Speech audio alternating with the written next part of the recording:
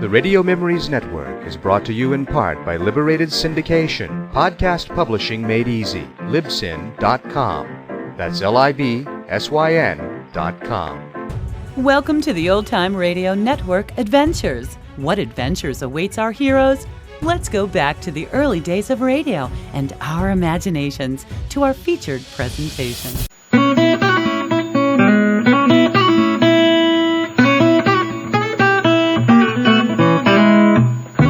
Good evening, I'm Damiano Pietropalo. Welcome to Sunday Showcase. Tonight, we present the first episode of Mark Twain's Adventures of Huckleberry Finn, a co-production with the BBC's Radio 4. Widely regarded as one of the greatest of American novels, Huckleberry Finn is also one of the most controversial. The novel has been dramatized by Canadian Marcy Cann and was recorded in Toronto by Ned Chaillet of BBC's Radio 4.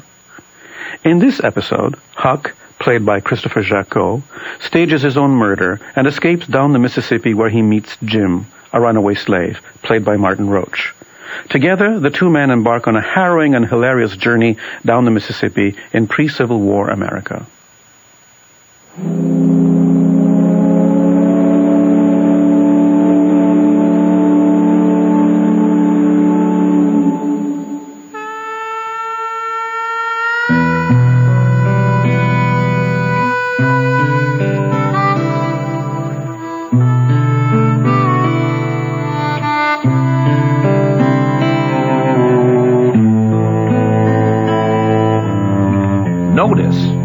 Persons attempting to find a motive in this narrative will be prosecuted. Persons attempting to find a moral in it will be banished. Persons attempting to find a plot in it will be shot by order of the author. You don't know about me without you have read a book by the name of The Adventures of Tom Sawyer. But that ain't no matter. That book was made by Mr. Mark Twain, and he told the truth mainly. There was things which he stretched, but I ain't never seen anybody but lied one time or another. Now, the way that book winds up is this. Tom and me found the money that the robbers hid in the cave, and it made us rich. We got $6,000 apiece, all gold. It was an awful sight of money when it was piled up.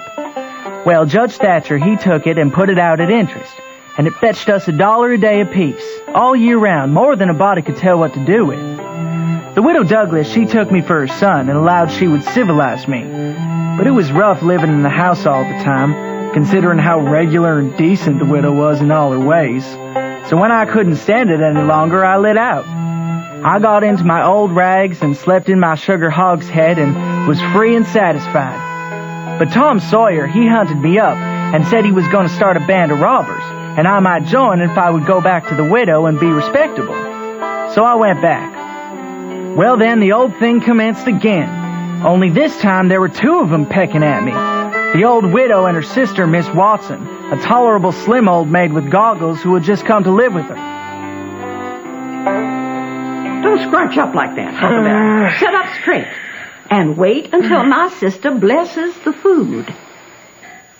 What's she have to bless it for? There's nothing the matter with it, is there? Don't be impertinent. For what we are about to receive, may the Lord make us truly thankful. Amen. Now then, Huckleberry, beef stew, potatoes, peas, corn. Thank you, Miss Watson. Well, Huckleberry, aren't you hungry? It's just, everything on these shiny plates is so separate. Separate?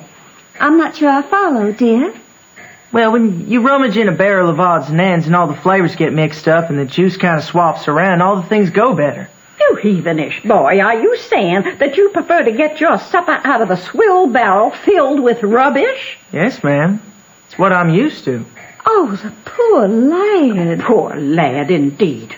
If you don't try to behave, Huckleberry Finn, and be grateful for your blessings, you go to the bad place. Don't mind if I do. Huckleberry. Well, it would be a change. I'm not particular. Oh, that's a most wicked thing to say, Huckleberry. I am proud to live my entire life so that I can go to the good place. Now, sister. Let the boy eat his supper. Miss Watson, you reckon that Tom Sawyer will go to the good place? Tom Sawyer? Not by a considerable sight. Well, I'm glad. I want him and me to be together. Well, I never. It's the truth, Miss Watson. You're always going on at me to tell the truth. After supper, I went up to my room with a piece of candle and put it on the table. Then I sat down in my chair by the window and tried to think of something cheerful. But it weren't no use. I felt so lonesome, I almost wished I was dead. I got up my pipe for a smoke, for the house was all still as death now, and so the widow wouldn't know.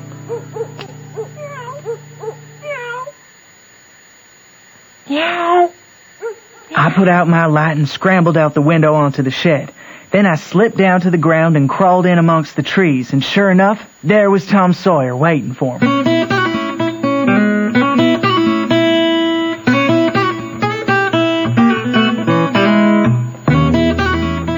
We cut along the path around the garden fence, and by and by fetched up on the steep top of the hill the other side of town. We went down the hill and found Joe Harper and Ben Rogers and 2 or 3 more of the boys hid in the old tan yard. So we unhitched a skiff and pulled down the river 2.5 miles to the big scar on the hillside and went ashore. Gather round now, men. Now we'll start this band of robbers and call it Tom Sawyer's Gang. Everybody that wants to join has got to take an oath and write his name in blood. Fine with me, Tom. I'm for it. What kind of oath? Here it is.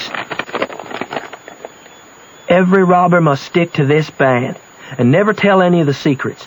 If anybody harms any member of the band, whichever boy is ordered to kill that person and his family must do it. And he mustn't eat and he mustn't sleep till he has killed them and hacked a cross in their breasts, which is the sign of the band. Sounds good to me. Me too. And nobody that doesn't belong to this band can't use this sign. And if he does, he must be sued. And if he does it again, he must be killed. And if any member of this band tells the secrets, he must have his throat cut and then have his carcass burned up and the ashes scattered all around and his name blotted off the list with blood and never mentioned again. Oh, that's a beautiful oath, Tom. Did you make that up out of your own head? Some of it. The rest is out of pirate books and robber books.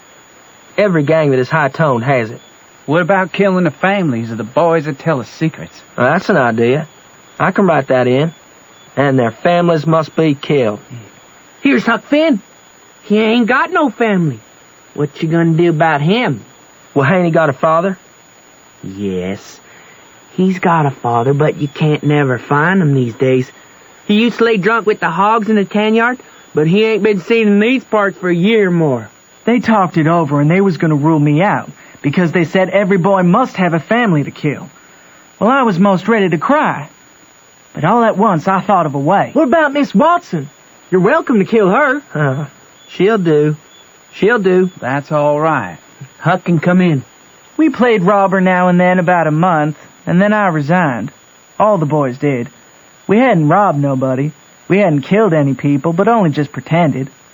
We used to hop out of the woods and go charging down on hog drivers and women in carts taking garden stuff to market, but we never robbed any of them.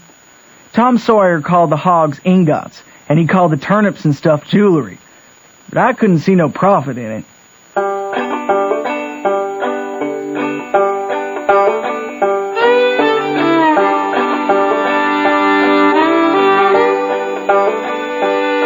Well, 3 or 4 months run along, and it was well into the winter now. I had been to school most all the time and could spell and read and write just a little, and could say the multiplication table up to 6 times 7 is 35. The widow said I was coming along slow but sure and doing very satisfactory. She said she weren't ashamed of me. One morning I went down the front garden and clumb over the stile where you go through the high board fence. There was an inch of new snow on the ground and I seen somebody's tracks. They had come up from the quarry and stood around the stile a while. It was funny they hadn't come in after standing around so.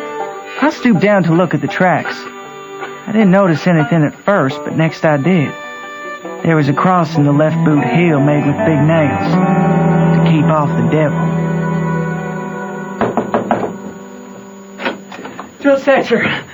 My boy, you're all out of breath.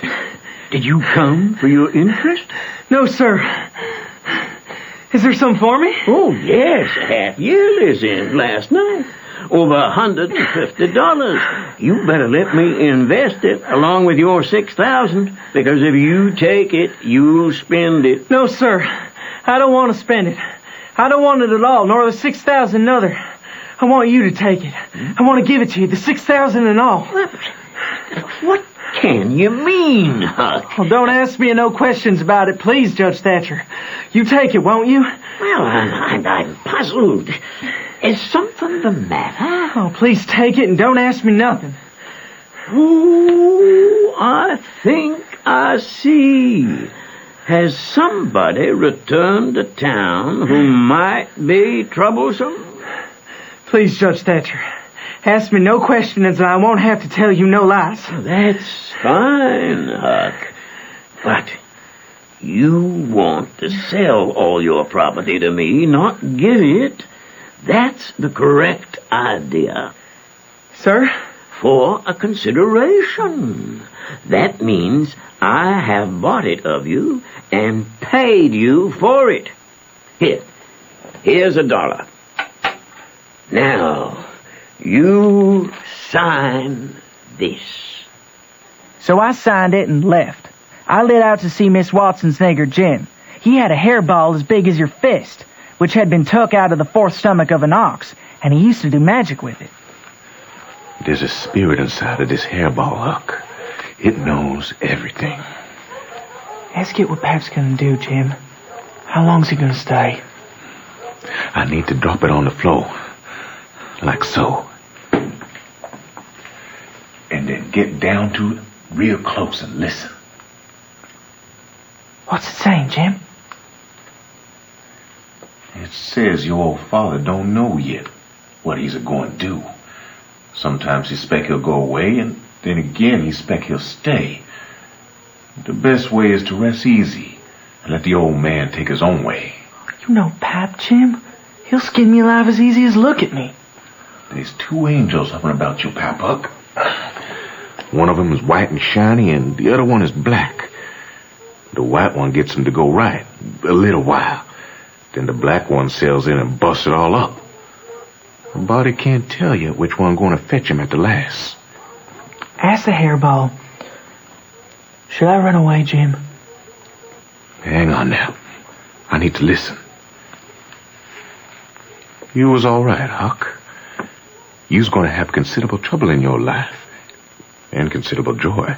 Sometimes you're going to get hurt, and sometimes you're going to get sick. But every time, you's going to get well again. But what about Pap? Hush. There's 2 gals flying about you in your life. One of them's light, and the other one is dark. One is rich, and the other's poor. And you's going to marry the poor one first, and then the rich one by and by. He wants to keep away from the water as much as you can, and don't run no risk. In case it's down in the bills that you's going to get hung. Down in the bills? Foreordained, Huck. Right. Thanks, Jim. When I lit my candle and went up to my room that night, there sat Pap, his own self. He was most 50, and he looked it. His hair was long and tangled and greasy and hung down. You could see his eyes shining through like he was behind vines. There weren't no color in his face where his face showed. It was white. Not like another man's white, but a white to make a body's flesh crawl. A tree-toad white, a fish-belly white. As for his clothes, just rags, that was all. He sat there looking at me, with his chair tilted back a little. I set the candle down. I noticed the window was up, so he had clumb in by the shed. He kept a-looking me all over. Starchy clothes. Very. You think you're a good deal of a big bug, don't you? Maybe I am, maybe I ain't. Don't you give me none of your lip. You put on considerable many frills since I've been away. I'll take you down a peg before I get done with you. You're educated, too, they say. Can read and write. Who told you might meddle with such highfalutin foolishness, eh? The widow, she told me. Well, I'll learn her how to meddle. I'll learn people to bring up a boy to put on airs over his own father. Your mother couldn't read, and she couldn't write neither before she died. None of the family couldn't before they died. I can't. And here you're swelling yourself up like this. Let me hear you read. Go on, if you're so smart, read it. During the summer of 1780, Washington was prevented from accomplishing anything in the North by the demoralized condition of the finances and by the decline of public spirit. It was very difficult to secure recruits of supplies, the pay of the troops. It's so. You can do it. I had my doubts when you told me. Now, looky here. You stop that putting on frills. I'll lay for you, my smarty, and if I catch you about that school, I'll tan you good. First, you know, you'll get religion, too. No, I won't. You can ask Miss Watson. Ain't you a sweet-scented dandy, though? A bed and bedclothes and a looking glass and a piece of carpet on the floor, and your own father got to sleep with the hogs in the tan yard. I never see such a son. They say you're rich, eh? How's that? They lie, that's how. I've been in town 2 days, and I ain't heard nothing but about you being rich. I heard about it way down the river, too. That's why I come. You get me that money tomorrow. I want it. I ain't got no money. It's a lie. Judge Thatcher got it. You get it. I want it. I ain't got no money. You ask Judge Thatcher, he'll tell you the same. All right, I'll ask him. Say, how much you got in your pocket? I want it. I ain't got only $1, and I want that. It don't make no difference what you want it for. You just shell it out. Next day, he was drunk, and he went to Judge Thatcher's and bully-ragged him and tried to make him give him the money. But he couldn't. The judge and the widow went to law to get the court to take me away from Pap and let one of them be my guardian. But it was a new judge that had just come, and he didn't know the old man.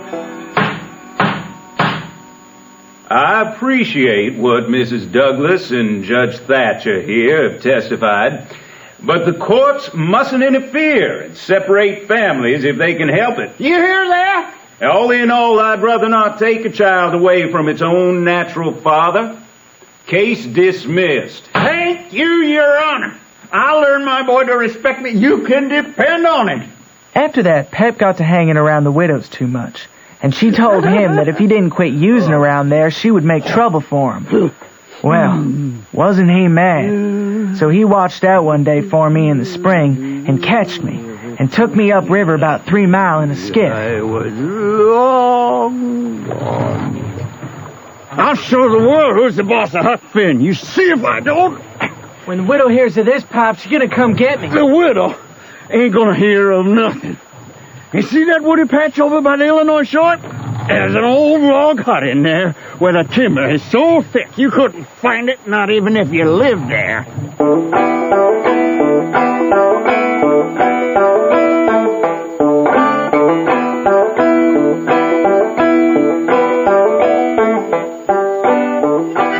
We lived in that old cabin, and Papa always locked the door and put the key under his head nights.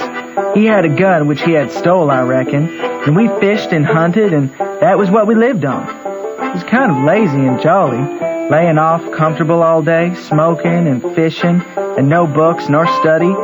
2 months or more run along, and my clothes got to be all rags and dirt, and I didn't see how I'd ever got to like it so well at the widow's, where you had to wash and be forever bothering over a book, and have old Miss Watson pecking at you.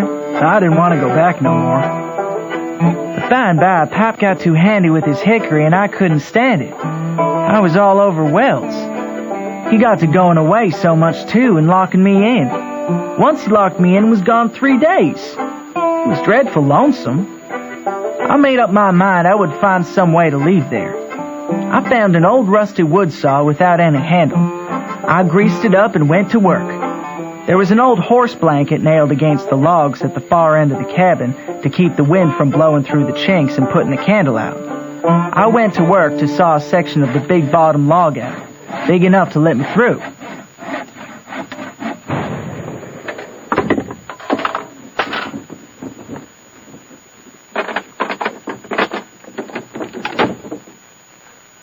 What are you doing? hulking in that corner? Ain't doing nothing, Pap.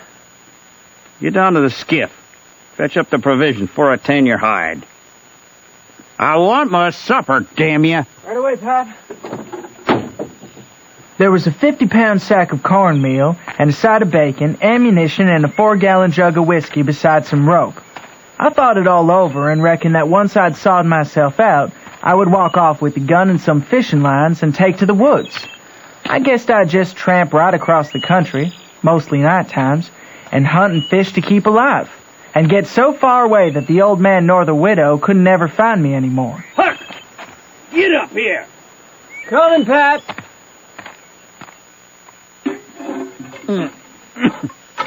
Call this a government? Why, just look at it, see what it's like. Here's the law standing ready to take a man's son away from him. A man's own son, which he has had all the trouble and all the anxiety and all the expense of raising. Are you listening? I'm listening, Pat. Law takes a man worth $6,000 and upwards and jams him into an old trap of a cabin like this. They call that government. I told Judge Thatcher so to his face. Says I, for 2 cents, I'd leave this blame country and never come near it again. I says, look at my hat. Such a hat for me to wear. One of the wealthiest men in this town if I could get my rights. Supper's ready, Pat.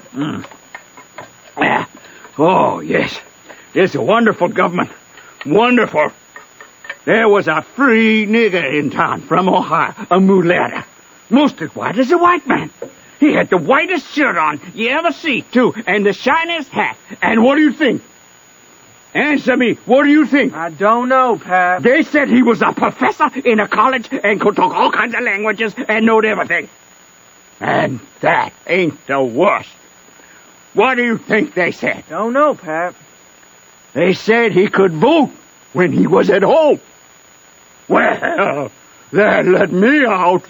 Thinks I, what is the country a-coming to? It was election day. I was just about to go and vote myself if I weren't too drunk to get there. But when they told me there was a state in this country where they'd let that nigger vote, I drawed out. I says I'd never vote again. After supper, Pap took the jug and said he had enough whiskey there for 2 drunks and 1 delirium tremens. That was always his word. I judged he would be blind drunk in about an hour, and then I would steal the key or saw myself out. He drank and tumbled down on his blankets by and by. But luck didn't run my way. He didn't go sound asleep, but was uneasy. At last I got so sleepy I couldn't keep my eyes open. And before I knowed what I was about, I was sound asleep, and the candle burning. He's crawling up my leg! Take him off! He's bit me on the cheek! Pap! It's all right, Pap. It's a snake! He's biting me on the neck! You take him off! There ain't nothing there, Pap. What's that? What's it? Hear that? Hear what, Pap? Tramp! Tramp! Tramp! That's a dead! Tramp! Tramp! Tramp! They're coming after me! But I won't go! Oh, here. Don't touch me! Don't! Hands off! Let go! Let go! Oh, let a poor devil alone! Ain't nothing here, Pap! You! I know you! Angel of Death! Come here! Angel of Death! I know how to deal with you! Look, Pap, I'm only Huck! I'll kill you! You won't come for me no more! You got here!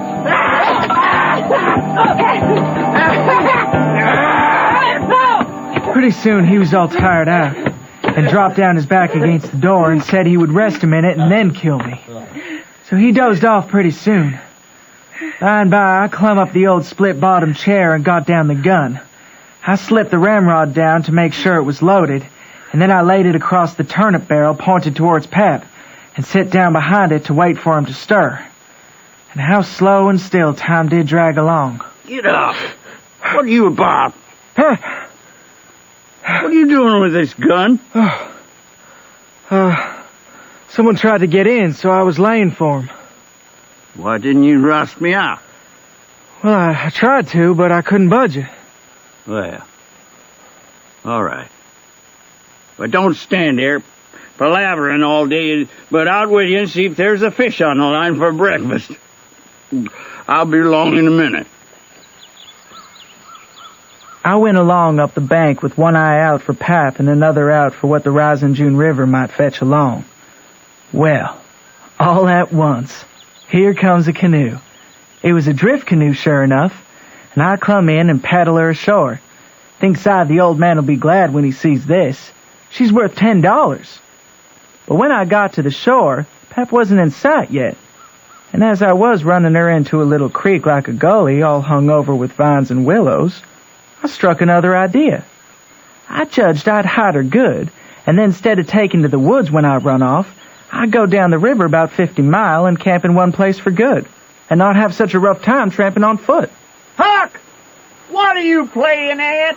I was pulling out the lines, Pap, and I fell in. Yeah, that's where your book learning will get you. Look, Pap, 5 catfish. They'll fry up something special. After breakfast, we laid off to sleep up, both of us being about wore out. About 3:30, Pep locked me in and set out for town. I waited till I reckoned that he had got a good start, then I out with my saw and went to work on that log again. Before he was t'other side of the river, I was out of the hole. Pap in his skiff was just a speck on the water way off yonder. Well, by this time, I reckon it wasn't enough just to escape. If I wanted my freedom, I would have to murder myself. It was all grass clear to the canoe, so I hadn't left a track. I took the gun and went up a piece into the woods, when I see a wild pig. I took the axe and smashed in the door of the cabin. I beat it and hacked it, considerable of doing it. I fetched the pig in and hacked into his throat with the axe, and laid him down on the ground to bleed. Well, next I took an old sack and put a lot of big rocks in it, and I started it from the pig and dragged it to the door and through the woods down to the river. Down it sunk, out of sight. You could easily see that something like a body had been dragged over the ground. I did wish Tom Sawyer was there. I knowed he would throw in the fancy touches. Well, last I pulled out some of my hair and blooded the axe good, and stuck it on the backside and slung the axe in the corner. Then I took up the pig and held him to my breast with my jacket so he couldn't drip, till I got a good piece below the house, and then dumped him into the river. It was about dark now, so I lay down in the canoe to smoke a pipe and lay out a plan. I says to myself, they'll follow the track of that sack full of rocks to the shore and then drag the river for me. They won't ever hunt the river for anything but my dead carcass. They'll soon get tired of that and won't bother no more about me. All right, I can stop anywhere I want to. Jackson's Island's good enough for me. I know it pretty well and nobody ever comes there. I can paddle over to town nights and slink around and pick up things I want. Jackson's Island's the place. I was pretty tired. The first thing I knowed, I was asleep. When I woke up, I didn't know where I was for a minute. Then I remembered. The river looked miles and miles across. Thinks I, maybe it's Pep, though I weren't expecting him. He dropped below me with the current, and by he comes a-swinging up shore in the easy water. He went by so close, I could have reached out the gun and touched him. Well, it was Pep, sure enough. He's sober, too, by the way he lay to his oars. I didn't lose no time. The next minute I was a-spinning downstream, soft but quick in the shade of the bank. And how far a body can hear on the water such nights. People talking way over at the ferry landing. It's getting toward the long days and the short nights about now. I reckon this ain't one of the short ones. Say it again, George. No, sirree. This ain't one of the short ones. Hey, Mike, wake up. George will come up with a good one. Long days and short nights, Mike, but I reckon this ain't one of the short ones. Oh, damn it, I am trying to sleep. Oh, come on, Mike. Your old man's got to laugh. Oh, let me sleep. Let me sleep. I sure was. I have to remember to tell my old woman. She's going to think that's pretty funny. nearly 3 o'clock. Oh, sure hope daylight won't wait more than about a week longer. After that, the talk got further and further away, and I couldn't make out the words anymore. I was away below the ferry now. I rose up, and there was Jackson's Island, heavy timbered and standing up out of the middle of the river, big and dark and solid, like a steamboat without any lights. The sun was up so high when I waked, I judged it was after 8 o'clock. I laid there in the grass in the cool shade, thinking about things and feeling rested and rather comfortable. I hopped up and went and looked out at a hole in the leaves, and I see a bunch of smoke laying on the water a long ways up, about abreast of the ferry. And there was the ferry boat full of people floating along down. I knowed what was the matter now. You see, they was firing cannon over the water, trying to make my carcass come to the top. By and by, the ferry come along, and she drifted so close that they could have run a plank out and walked ashore. Most everybody was on the boat. Pap and Judge Thatcher and Joe Harper and Tom Sawyer and his old Aunt Polly and the widow Douglas and Miss Watson and plenty more. Everyone was talking about the murder. They was all crowded up and leaning over the rails, nearly in my face, watching with all their might. And the captain pointed straight to where I was standing. Look sharp now. The current sets in the closest here, and maybe he's washed ashore and got tangled amongst the brush at the water's edge. I hope so anyway. I didn't hope so. I could see them first rate, but they couldn't see me. Stand away! That blast made me deaf with the noise and pretty near blind with the smoke. I judged I was gone. If they'd had some bullets in, I reckon they'd have got the corpse they was after. Well, I see I weren't hurt, thanks to goodness. The boat floated on and went out of sight around the shoulder of the island. I knowed I was all right now. When it was dark, I sat by my campfire, smoking and feeling pretty satisfied. But by and by, I got sort of lonesome. So I went and sat on the bank and listened to the currents washing along, and counted the stars and drift logs and rafts that came down. There ain't no better way to put in the time when you are lonesome. You can't stay so soon get over it. And so for 3 days and nights, no difference, just the same thing. The 4th day, I went exploring around down through the island. I clipped along, and all of a sudden, I bound right onto the ashes of a campfire that was still smoking. My heart jumped amongst my lungs. I never waited for to look further, but uncocked my gun and went sneaking back on my tiptoes as fast as ever I could. If I see a stump, I took it for a man. If I trod on a stick and broke it, it made me feel like a person had cut one of my breaths in two, and I only got half, and the short half too. When I got to camp, I didn't sleep much. Every time I waked, I thought somebody had me by the neck. By and by, I says to myself, I can't live this way. I'm going to find out who it is that's here on the island with me. I'll find it out or bust. Well, I felt better right off. So I took my gun and slipped off towards where I had run across that campfire. By and by, sure enough, I catched a glimpse of fire away through the trees. I went for it, cautious and slow. There laid a man on the ground. It most give me the fantods. He had a blanket around his head, and his head was nearly in the fire. I sat there behind a clump of bushes and about 6 foot of him and kept my eyes on him steady. It was getting gray daylight now. Pretty soon he gasped and stretched himself and hove off the blankets, and it was Miss Watson's Jim. I bet I was glad to see him. Hello, Jim. Don't hurt me. Don't. I ain't never done no harm to no ghost. I always liked dead people and done all I could for them. You go and get in the river again where you belong, and don't do nothing to old Jim. I always was your friend. Jim, I'm not dead. Am I ever glad to see you, Jim? I was getting lonesome, but I ain't lonesome now. Huck? I faked the whole thing, Jim. And I knowed it worked because I saw them dragging the river for me. I know you won't tell anyone, Jim. How long you been on the island?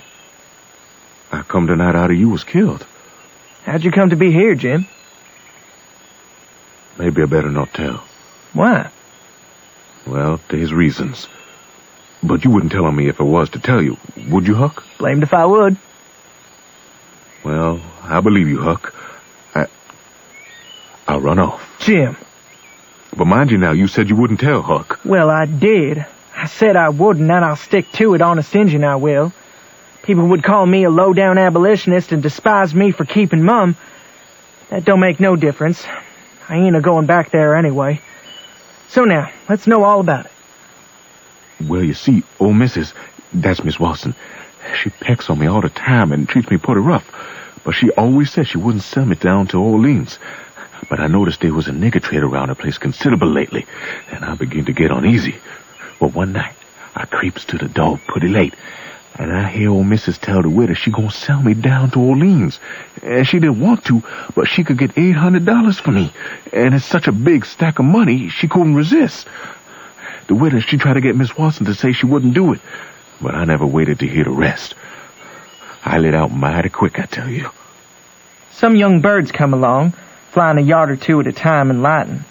Jim said it was a sign it was going to rain. Jim knowed all kinds of signs. He said he knowed most everything. If you gets hairy arms and a hairy breast, it's a sign that you's going to be rich. You got hairy arms and a hairy breast, Jim? What's the use to ask that question? Don't you see I has? Well, are you rich? No, but I've been rich once, and I'm going to be rich again. Once, I had $14, but I took to speculating and got busted out. What'd you speculate in, Jim? Well, first I tackled stock. What kind of stock? Why, livestock. I put $10 in a cow. The cow up and died on my hands. So you lost the $10? No, I didn't lose it all. I only lost about 9 of it. I sold a hide and tallow for $1.10. Well, it's all right anyways, Jim. Long as you're going to be rich again sometime or other. Yes, and I's rich now, come to look at it. I owns myself, and I was worth $800. I wished I had the money. I wouldn't want no more. We tramped and clumb up a tolerable long, steep hill, about 40 foot high, and by and by found a good big cavern in the rock. Know what we should do, Huck? We should hide the canoe and all the traps up here. There's a good flat floor to build a fire. So we built a fire there and cooked dinner. Pretty soon it darkened up and begun to thunder and lightning. So the birds was right about it. Jim, this is nice. I wouldn't want to be nowhere else but here.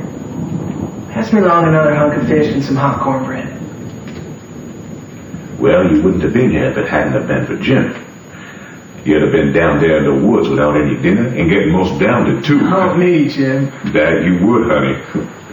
Chickens knows when it's going to rain, and so do the birds, child.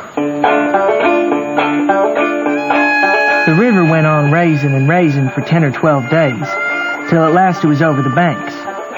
Many times we'd paddle all over the island in the canoe. It was mighty cool and shady in the deep woods. One night we catched a little section of a lumber raft. That's pine planks. It was 12 foot wide and about 15 or 16 foot long, and the top stood above water 6 or 7 inches, a solid level floor. Another night, just after daylight, here comes a frame house down on the west side. She was a 2-story and tilted over considerable. We paddled out and got aboard, plumb in at an upstairs window. There's a bed, table, 2 old chairs. Look, over there on the floor. Looks like a man, Jim. Hello, you?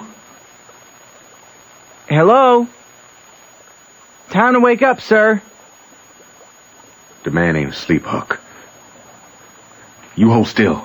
I'll go and see. Is he dead, Jim? Yes, indeedy. Naked, too. He's been shot in the back. I reckon he's been dead 2 or 3 days.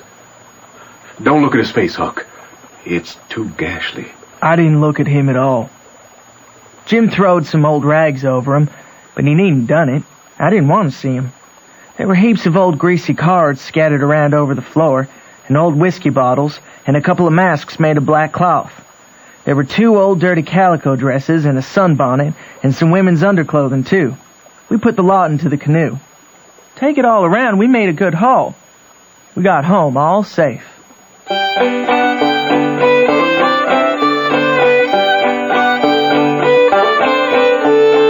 Next morning, I reckon I would slip over the river and find out what was going on.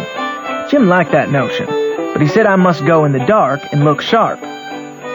Then he studied it over and said, couldn't I put on the old calico gown and sunbonnet and dress up like a girl? That was a good notion, too. I turned up my trouser legs to my knees and got into the gown.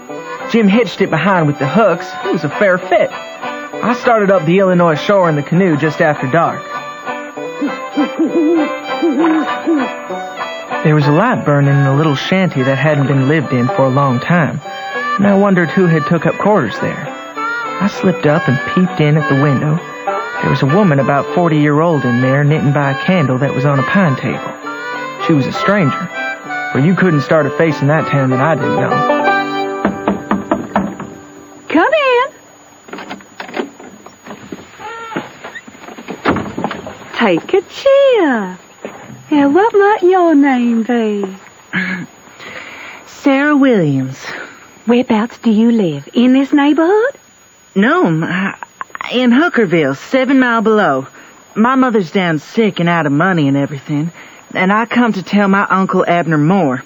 He lives at the upper end of the town, she says. Oh, it's a considerable ways to the upper end of the town. My husband will be in by and by. He'll take you there.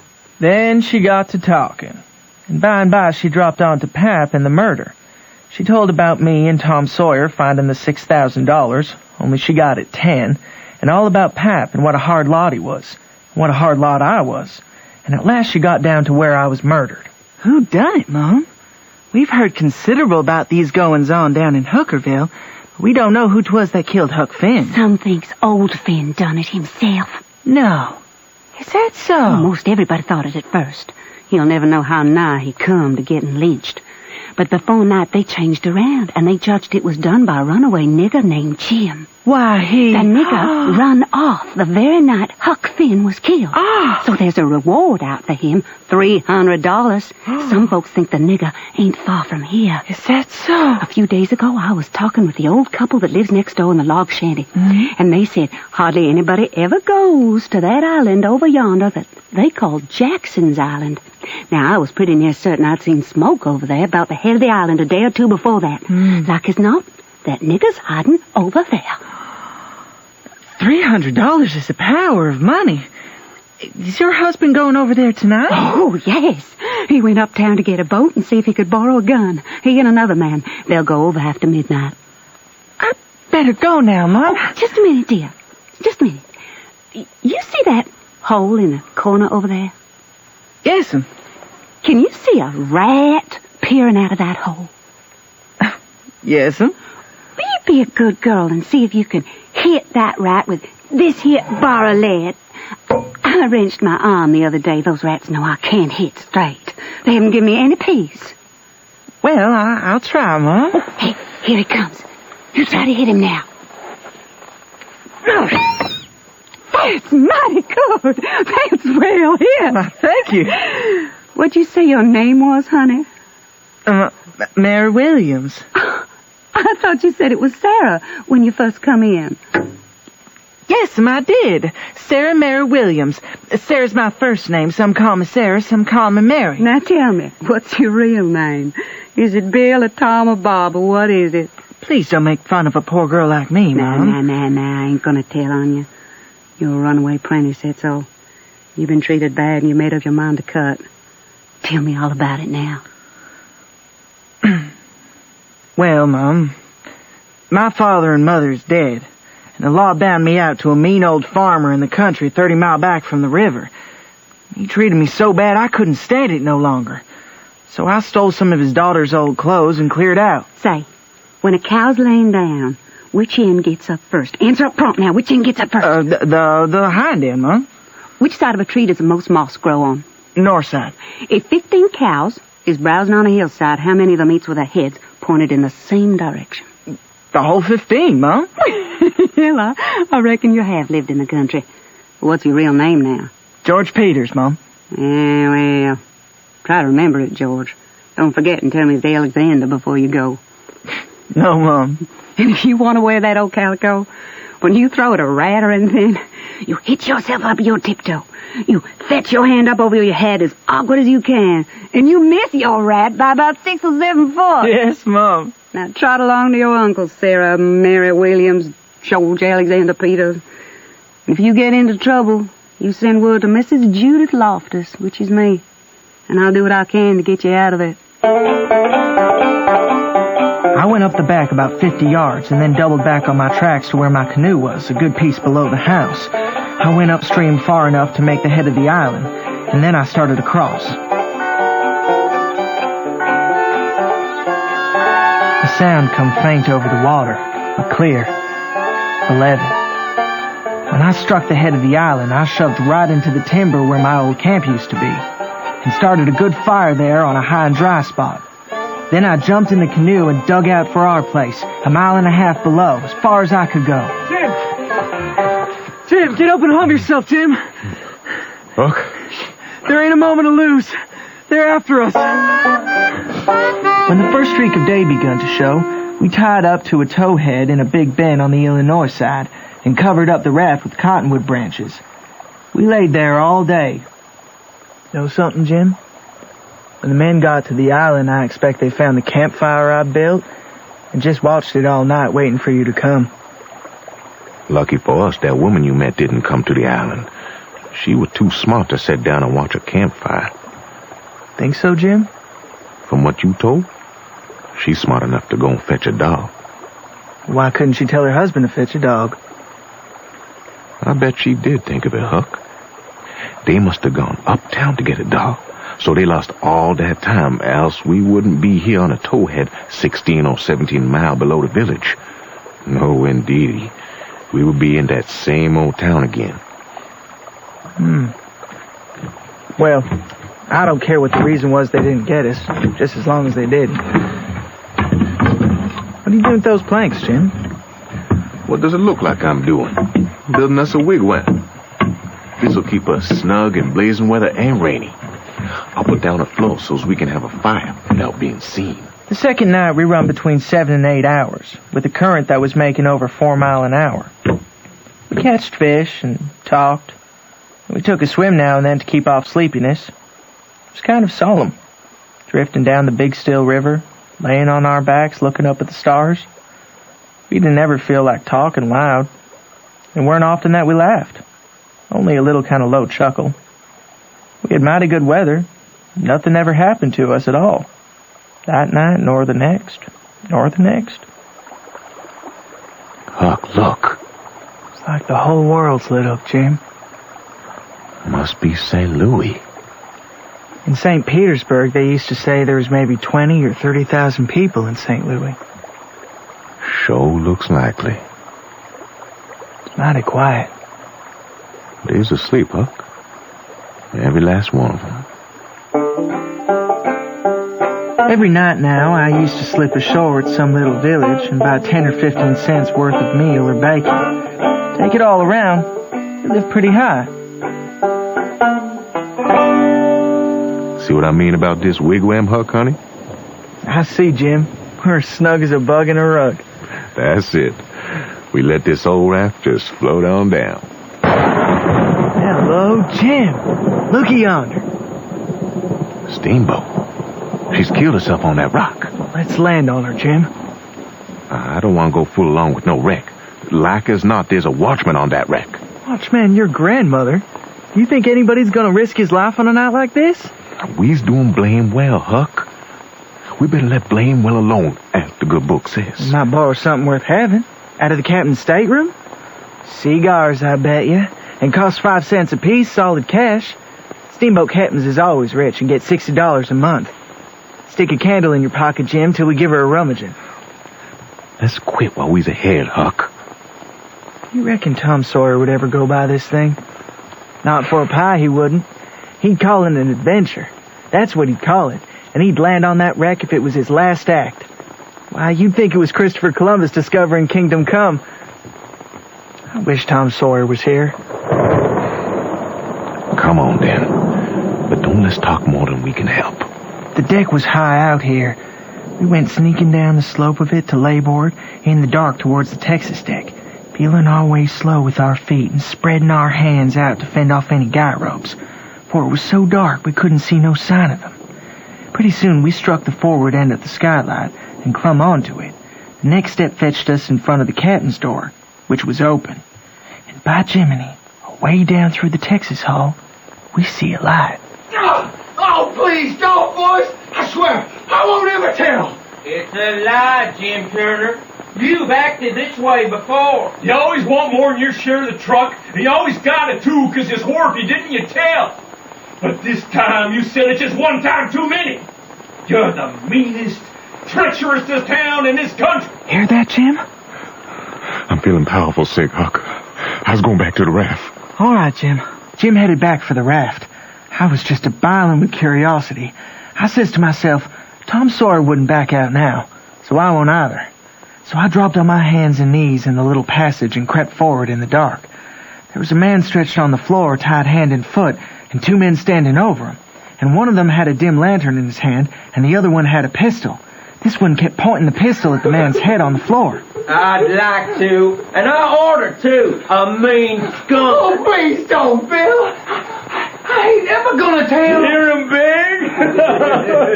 And yet if we hadn't got the best of him and tied him, he'd have killed us both. No.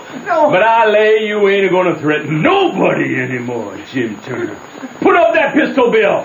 I don't want to, Jake Packard. I'm for killing. But I don't want him killed. And I've got my reasons. Oh, bless your hearts for them words, Jake Packard. I'll never forget you, as long as I live. Packard hung up his lantern on a nail and started towards where I was, and motioned Bill to come. I crawfished as fast as I could, but the boat slanted, so I couldn't make very good time. So I crawled into a stateroom on the upper side. When Packard got to my stateroom, he called Bill in after him. I was in the upper berth, cornered, and sorry I come. I'm for putting him out of his troubles, Jake. Oh, so am I, Bill. Shooting's good, but there's quieter ways if the thing's got to be done. We'll rustle around, gather up whatever pickings we've overlooked in the staterooms, and shove for shore. What about Jim Turner? He stays here. Ain't gonna be more than 2 hours before this wreck breaks up and washes off down the river. See? Turner will be drowned and won't have nobody to blame for it but his own self. But suppose she don't break up and wash off? Oh, we can wait 2 hours and see, can't we? If she don't, we can reboard and finish them off ourselves. Now that's more like it. So they left and I lit out, all in a cold sweat, and scrambled for the deck. It was dark as pitch there. Jim. Right there, Jim. Huck, I told you we shouldn't be here. Quick, Jim, no time for moaning. There's a gang of murderers in yonder. We don't hunt up their boats and set her drifting down the river so these fellas can't get away from the wreck. There's one of them going to be in a bad fix. But we can put them all in a bad fix, for the sheriff will get them. Quick, I'll hunt the larboard side, you hunt the starboard side. You start at the raft and I'll go get... Loaded raft? There ain't no raft no more. She done broke loose and gone. And that gang of murderers is in there. And here we is.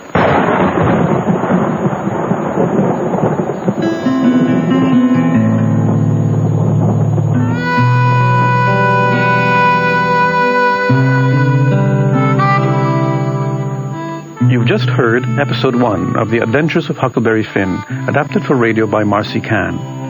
In the cast, Huckleberry Finn was played by Christopher Jacot, Jim was Martin Roach, Mark Twain and Ferry Captain were played by Mark Cavan. Miss Watson was Kay Hawtrey, and the Widow Douglas was Elva Mae Hoover.